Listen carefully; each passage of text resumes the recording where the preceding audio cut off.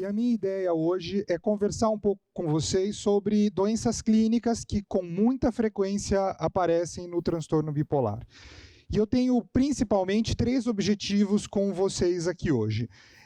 Entre esses 3 objetivos, o primeiro deles é identificar as principais condições médicas que aparecem dentro do transtorno bipolar e os transtornos de humor de maneira geral.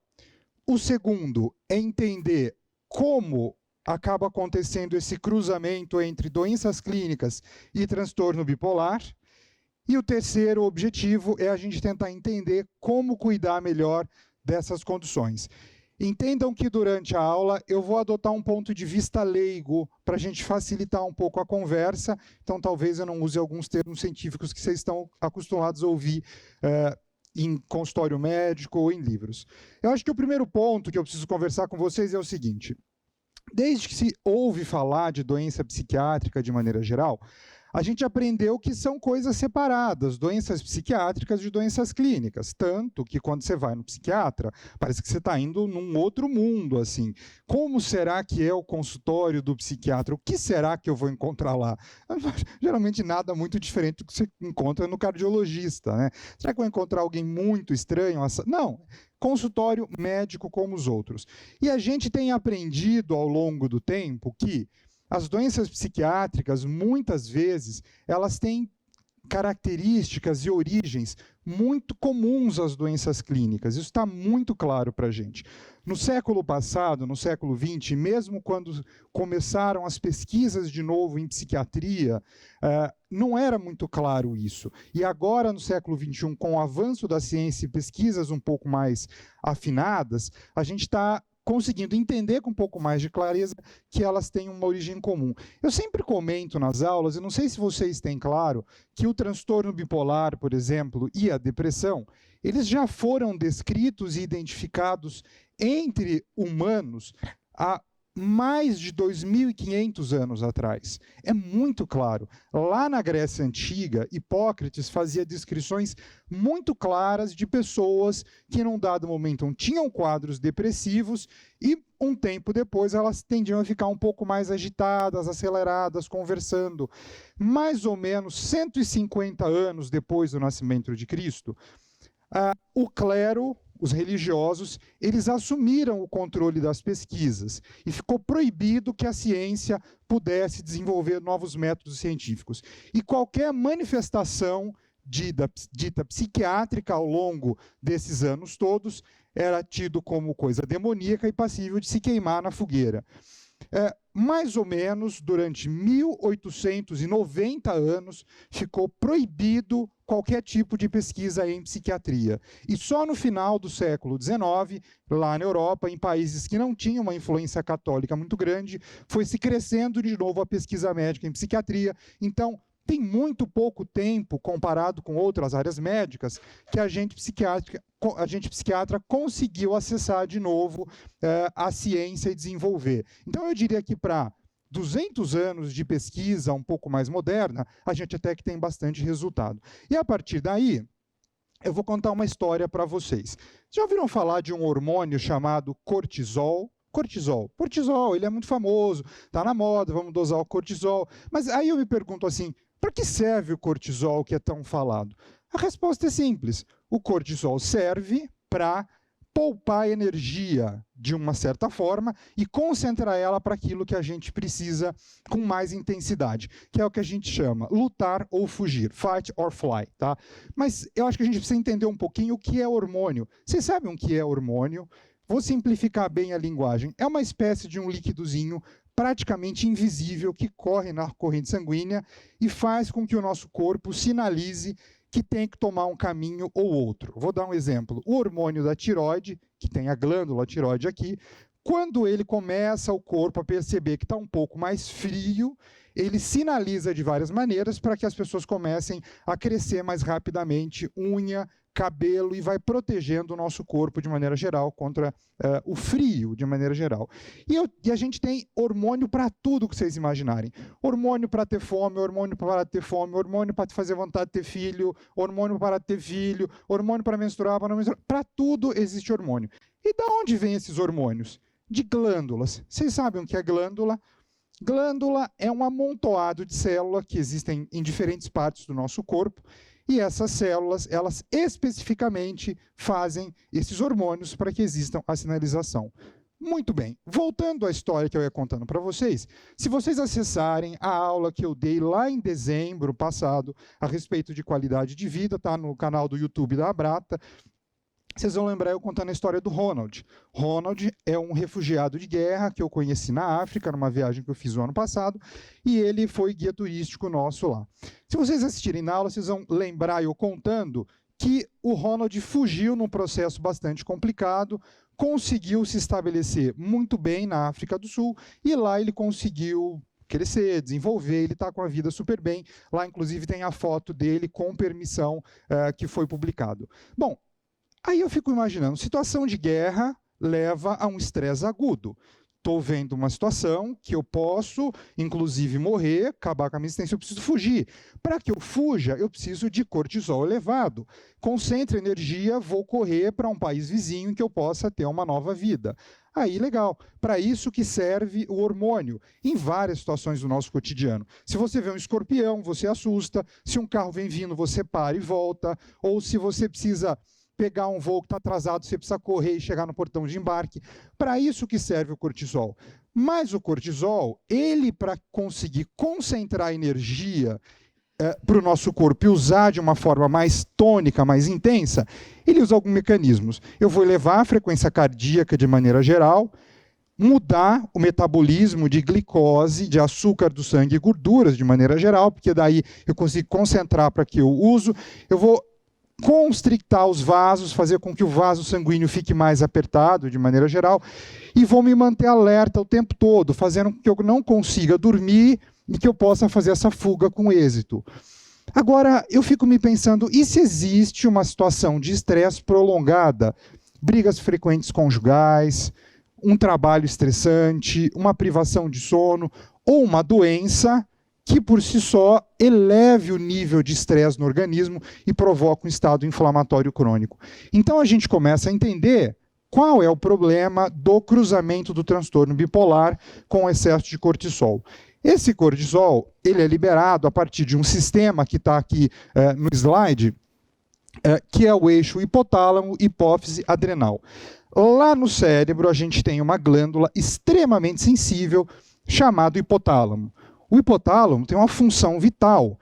Ele percebe sinalizações psicológicas, de maneira geral, e faz com que essas sinalizações psicológicas sejam convertidas em algo perceptível pela parte física do nosso corpo. Então, o hipotálamo percebe esse estresse e transforma isso em algum sinal. Isso desce para a hipófise, que é a glândula pituitária, e essa glândula pituitária, de alguma forma, ela produz um outro hormônio, que é o ACTH, que manda com que seja produzido esse cortisol. Esse cortisol, ele é produzido bem em cima dos rins por uma glândula chamada glândula suprarrenal. Essa glândula é de fundamental importância para o nosso corpo, porque ela produz tanto cortisol, como produz hormônios sexuais, como é capaz também de produzir adrenalina para várias situações da nossa vida, como também é capaz de controlar a nossa pressão arterial de maneira geral. Então, eu estou dizendo, se vocês conectarem todas essas informações, que o indivíduo, numa situação de estresse crônico ou numa doença crônica, ela vai ter esse eixo muito, muito ativado. E que esse excesso de cortisol, eu estou dizendo, mau aproveitamento da glicose, piora das horas de sono, aceleração do batimento cardíaco além do que deveria, por longo período de tempo, vai levar a um dano no nosso organismo de maneira geral, e aí a gente começa a entender da onde vêm as doenças clínicas de maneira geral. Eu acho que uma das coisas que eu tenho que trazer para vocês é que muitas das doenças clínicas que vocês vão observar, que eu vou trazendo aqui, elas têm algum elo com o sistema inflamatório funcionando mal, justamente porque esse cortisol desregulado faz com que o sistema imunológico não funcione bem. A asma, por exemplo, é uma condição clínica em que o pulmão ele tem um processo inflamatório intenso e ele dificulta a respiração, a passagem de ar. Isso levando o paciente a uma hipóxia crônica, ou às vezes até crises muito fortes em que ele precisa do pronto-socorro para tomar inalação e usar medicações específicas para abrir o pulmão. Muito bem. A asma, ela com frequência está associada ao transtorno bipolar de maneira geral e aos transtornos de humor. Está aí uma condição. Diabetes, que é outro que eu estou colocando aqui, diabetes é uma situação em que o organismo faz um mau aproveitamento do açúcar que é disponível no sangue. A gente sabe que o açúcar ele é vital para o nosso funcionamento. Para se ter uma ideia, quando você está num processo de prova, por exemplo, ali fazendo um teste, um concurso público, em questão de 2 a 4 horas, o cérebro ele pode chegar a consumir 2 colheres de sopa de açúcar, de tão intensa que é o aproveitamento de glicose de maneira geral. Quando você tem uma alteração crônica do cortisol, o organismo não consegue, de maneira geral, aproveitar essa glicose e esse açúcar começa a sobrar no sangue. O problema é que esse mesmo açúcar, que é vital para a gente funcionar, quando ele sobra no sangue, ele se transforma num ácido, chamado ácido sorbato, e esse ácido ele é capaz de corroer os vasos sanguíneos de maneira geral, e isso pode danificar os olhos, os rins, o coração e várias partes, os nervos, fazendo com que a pessoa tenha a neuropatia diabética. A pessoa que tem transtorno bipolar, ela corre um risco maior de desenvolver diabetes também. Câncer, que é o que eu estou trazendo aqui, como eu disse, com essa hiperativação do eixo hipotálamo, hipófise adrenal, tem uma desregulação do sistema imunológico e o corpo ele começa a ficar ineficiente no processo de identificação de células cancerosas. Olha, eu não sei se vocês sabem, mas a gente está produzindo câncer o tempo todo. Cheirando poluição, estressado, tomando sol o tempo todo sem proteção.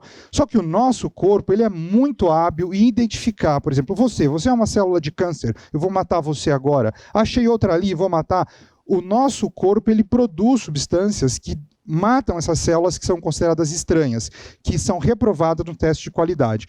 Quando você tem o cortisol completamente alterado, essas células acabam escapando com mais facilidade do sistema imunológico e elas têm mais facilidade de se instalar em qualquer parte do organismo. Então, isso aumenta o risco de que pessoas com transtorno de humor, de maneira geral, tanto em depressão quanto transtorno bipolar, possam desenvolver cânceres tanto de mama, quanto de estômago, intestino, de todas as naturezas de maneira geral. Aqui eu estou trazendo outras condições, artrite, artrose, osteoporose de maneira geral. A gente vai encontrar uma série de outras doenças inflamatórias como esclerose, lúpus eritematoso sistêmico, que é uma outra condição autoimune, que é muito mais frequente nos pacientes com transtorno bipolar de maneira geral.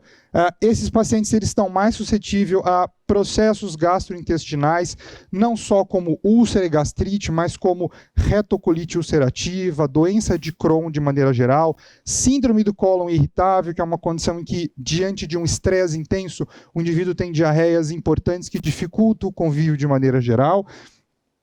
E epilepsia, não é muito claro os mecanismos pelo qual pacientes com transtorno de humor têm maior risco de sofrer de epilepsia, mas isso acontece também e é muito bem documentado na literatura. Outras condições que também aparecem com bastante frequência, acidente vascular cerebral, até como uma consequência do processo de diabetes, de dislipidemia e outras doenças cardiovasculares. Demência, pessoas que têm transtornos de humor não tratados. É muito importante frisar que essas condições elas acabam sendo mais frequentes quando a pessoa não é tratada. Quando ela faz um tratamento, quando ela está estável, esse risco diminui muito próximo da população de maneira geral. Mas um cérebro, ao longo, como a doutora Aline falou na aula dela anteriormente aqui, que leva 18 anos para receber um diagnóstico de transtorno bipolar, recebendo psicoestimulantes, recebendo antidepressivos, medicações que estão contraindicadas no transtorno bipolar, esse processo inflamatório ele envolve o cérebro com muita intensidade, aumentando o risco desse indivíduo de sofrer demência. Não é raro que a gente está fazendo anamnese, tomando nota de um paciente dentro do consultório, e aí quando você pergunta, tem alguma doença neurológica e psiquiátrica na família? Eu tenho minha avó. Minha avó, ela morreu com Alzheimer, mas antes disso, durante a vida toda, ela sempre foi uma pessoa muito nervosa e teve muitos quadros de depressão. Então, fazendo a descrição, acaba ficando claro a correlação. E também pacientes com transtorno de humor, de maneira geral, eles têm muito mais enxaqueca do que a população de maneira geral. Isso precisa ser adequadamente abordado ou pelo psiquiatra e principalmente pelo neurologistas. As doenças renais e doenças da tireoide, eu vou dar um enfoque maior nas doenças da tireoide. As doenças da tireoide, essa glândula que eu expliquei para vocês, a gente não tem muito claro o motivo pelo qual, mas pessoas com transtorno de humor, elas têm um risco muito maior de desenvolver tireoidites autoimunes e também hipotireoidismo de maneira geral, precisando fazer um acompanhamento e reposição de transtorno de humor. Agora, o que é importante destacar é que essas condições médicas, elas, quando estão em atividade, elas tendem a descompensar o transtorno de humor. Então, se eu pego dislipidemia e doenças cardiovasculares, como eu coloquei aqui em cima, como, por exemplo, hipertensão arterial, diabetes descompensado, uma tiroidite mesmo, um hipotiroidismo subclínico, que é quando a pessoa começa a elevar o valor do TSH, todas essas condições, elas acabam piorando muito a resposta clínica dos estabilizadores de humor no controle do transtorno bipolar. Ou, uma vez que o paciente está estabilizado, se algum parâmetro clínico tem uma grande descompensação, por consequência, você vai ter uma descompensação psiquiátrica também. Desta forma, também acontece com a asma. Muitas vezes o paciente está estável, está tudo bem, ele entra no período de inverno, ele desenvolve um quadro de asma associado com uma pneumonia, na consequência, desenvolve aí o transtorno bipolar e ele entra em atividade. A gente sabe que isso tem muito a ver com o fato de o processo inflamatório entrar em atividade. Isso também acontece em processos cirúrgicos. Muitas vezes o paciente bipolar ele está bem, está com a sua dose de lítio ali estável, sem depressão, e ele chega e diz, olha, eu vou fazer uma grande cirurgia, preciso passar por um procedimento, vou fazer uma bariátrica, como a doutora Aline contraindica. Pode esperar que depois vai sobrar para o psiquiatra para fazer a reavaliação e fazer ajuste. Por quê? O estresse metabólico por elevação do cortisol, o sistema imunológico bagunçado, isso gera uma repercussão e bagunça o cérebro também, fazendo com que o transtorno bipolar ele entre em atividade. Agora, quando eu vou pensar os mecanismos pelos quais há essa conexão, tem esse principal que eu falei minutos atrás para vocês, desse link importante do sistema do eixo hipotálamo, hipófise, adrenal, desregulando o sistema imunológico, mas isso não é a condição principal. A gente sabe que há um entrelaçar de múltiplas condições, fazendo com que essas condições, de maneira geral, acabem acontecendo. A gente vê que há uma série de condições normais da vida de cada um, mas quando a gente pensa desse ponto de vista do transtorno de humor com as condições clínicas, a gente pode pensar aí que, majoritariamente, o processo inflamatório, que é esse que eu trouxe do eixo, associado com genética, são as duas condições que têm o maior fluxo de setas interligadas de maneira geral, porque são condições que são muito importantes na estabilização tanto clínica quanto psiquiátrica do paciente. Mas, se eu fosse destrinchar um por um, a gente começa aí o quanto as condições genéticas, ela pode levar a um processo inflamatório, e isso pode gerar, de alguma forma, uma certa resistência à medicação de maneira geral. O ambiente que o indivíduo vive, um ambiente mais ou menos estressor, com mais possibilidade de recurso ou não, exerce influência muito forte pela vida social do indivíduo, ao quanto ele vai acessar a educação, e esse ambiente pode piorar o processo inflamatório.